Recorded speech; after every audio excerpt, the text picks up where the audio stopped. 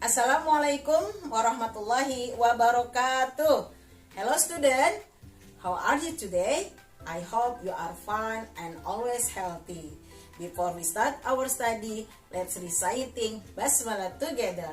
Bismillahirrahmanirrahim. Materi yang akan Bu Yanti sampaikan kali ini masih tema 9, subtema 2, benda angkasa luar dan rahasianya. Adapun tujuan pembelajarannya adalah diharapkan setelah belajar materi ini, yang pertama, kalian dapat memahami dan menampilkan tari kreasi daerah. Yang kedua, kalian dapat menjelaskan sistem tata surya dan karakteristik anggota tata surya. Yang ketiga, kalian dapat menyampaikan penjelasan dan tuturan tindakan tokoh serta penceritaan penulis dalam teks fiksi secara lisan, tulis, dan visual. Yang keempat, kalian dapat menampilkan sikap tanggung jawab terhadap penerapan nilai persatuan dan kesatuan dalam kehidupan berbangsa dan bernegara. Dan yang kelima, kalian dapat menganalisis perubahan sosial budaya dalam rangka modernisasi bangsa Indonesia. Setelah ini, Bu Yanti akan menampilkan tarian daerah. Kalian pun bisa mengikutinya ya.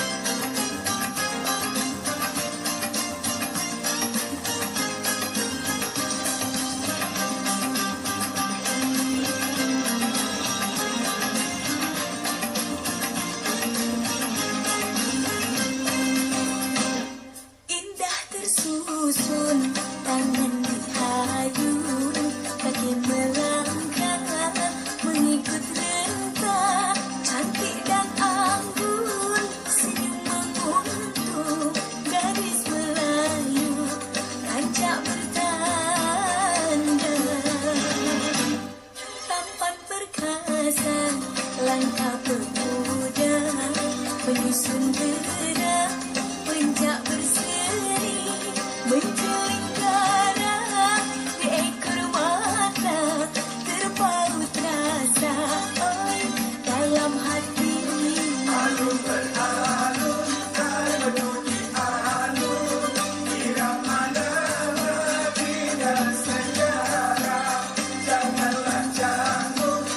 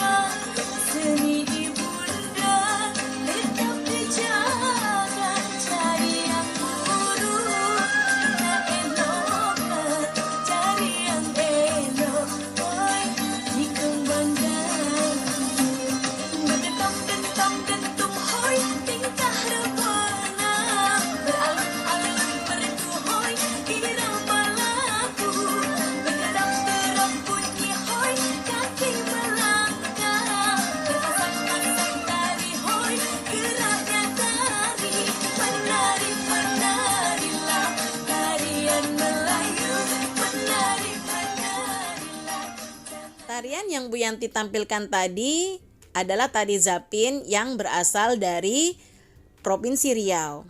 Pada zaman dahulu, tari Zapin ini hanya boleh dilakukan oleh kaum laki-laki saja.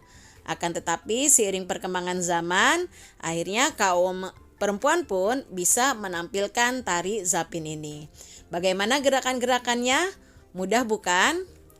Baik, materi yang akan Bu Yanti sampaikan pertama kali adalah membedakan tari kreasi daerah dan tari tradisional.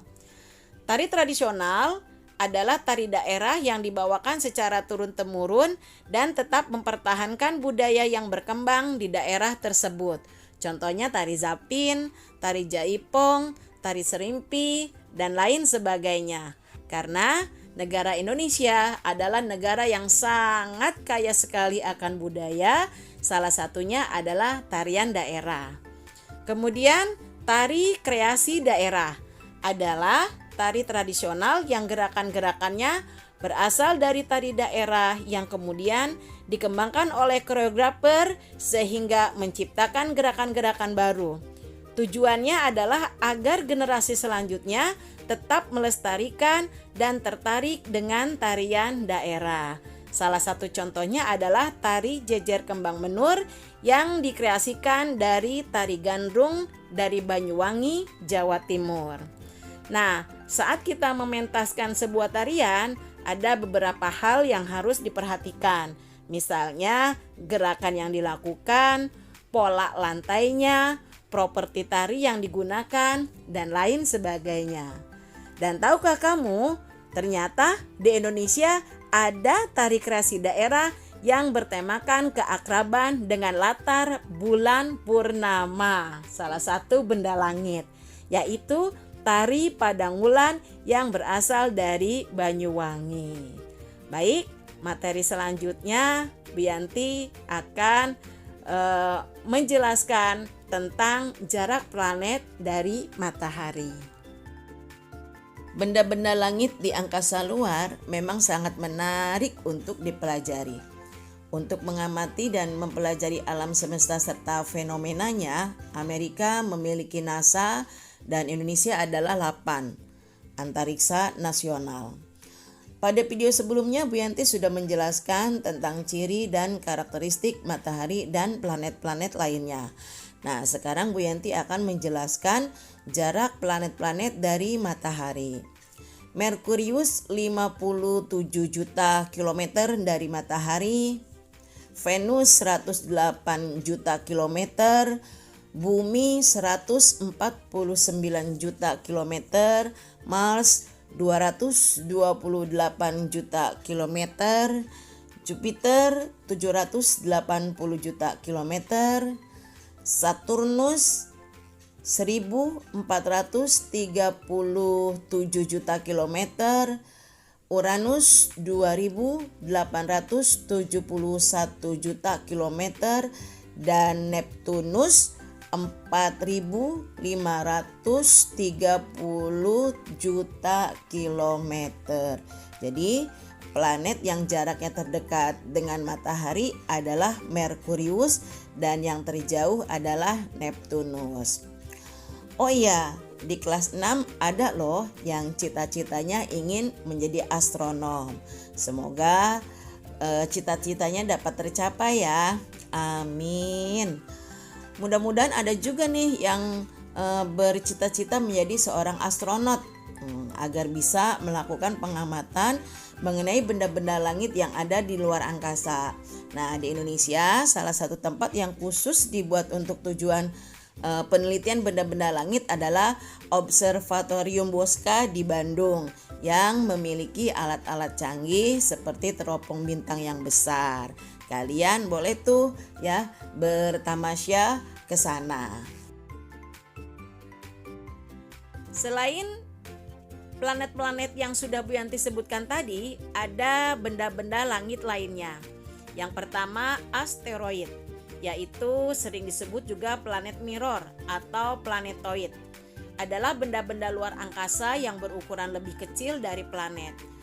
Asteroid bergerak mengelilingi matahari yang sebagian besar berada di antara orbit planet Mars dan Jupiter. Daerah ini dikenal dengan sebutan sabuk asteroid. Asteroid berbentuk batu-batu besar raksasa, kerikil, batu pasir yang jumlahnya amat banyak. Yang kedua, meteoroid adalah benda langit yang berukuran kecil berupa bebatuan yang berasal dari pecahan asteroid. Yang ketiga, meteorit adalah meteor yang tidak habis terbakar di atmosfer sehingga dapat sampai ke permukaan bumi. Yang keempat, satelit adalah benda langit yang bergerak mengelilingi planet. Ada dua jenis satelit, yaitu satelit alami dan satelit buatan. Berdasarkan fungsinya, satelit buatan dibedakan menjadi berbagai macam.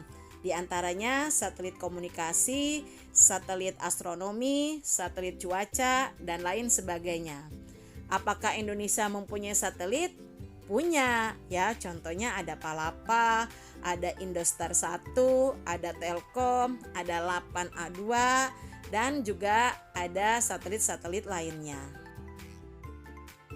Satelit adalah teknologi yang berkembang di zaman modernisasi sekarang ini dan tentunya membawa dampak positif bagi kehidupan masyarakat karena semakin berkembangnya ilmu pengetahuan terutama di bidang astronomi. Akan tetapi, modernisasi juga mempunyai dampak positif dan juga negatif.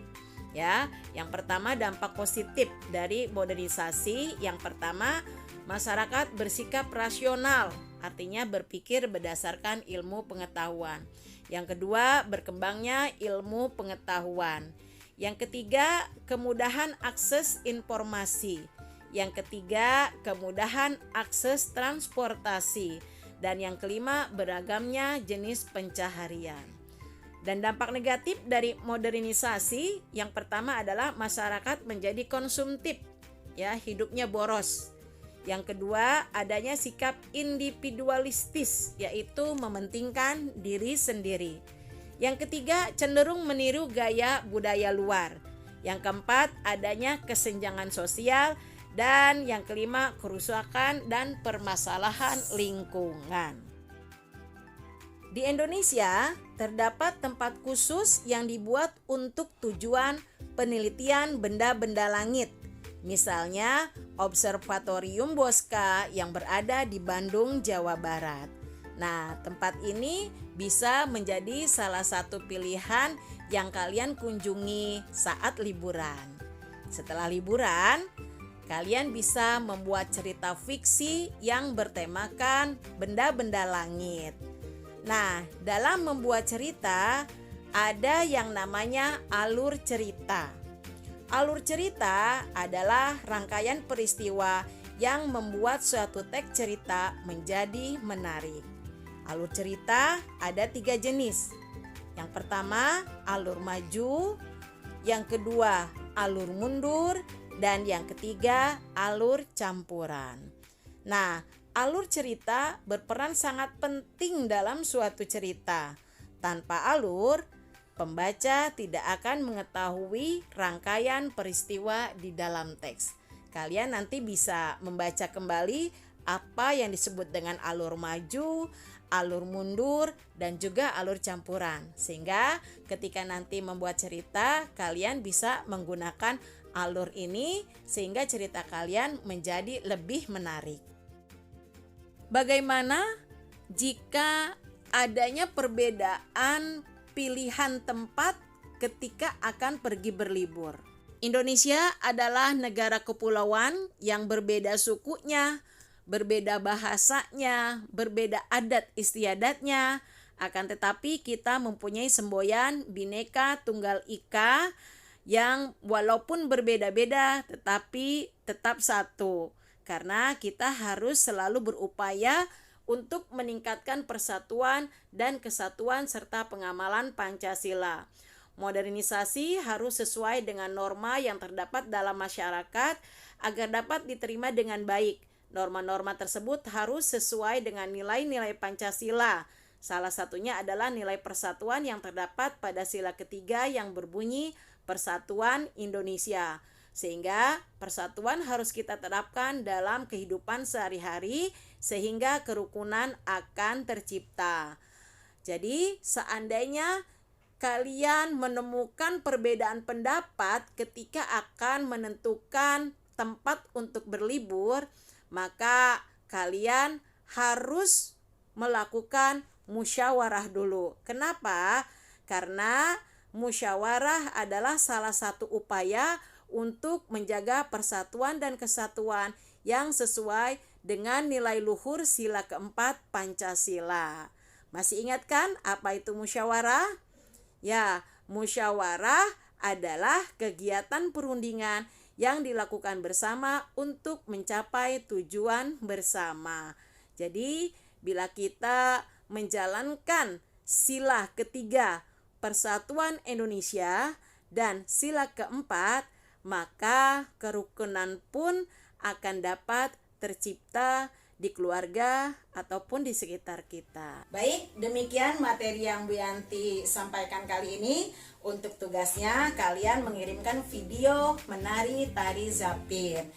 Tarian zapin ini nanti akan dijadikan sebagai tugas praktek nilai SPDP loh. Nah, untuk akhwatnya boleh menggunakan properti selendang, dan untuk ikhwannya boleh menggunakan properti sarung di pinggang. Semangat ya, kalian insya Allah bisa semuanya. Baik, before we close our study, let's reciting hamdalah. Alhamdulillahi Rabbil Alamin. Wassalamualaikum warahmatullahi wabarakatuh. Bye.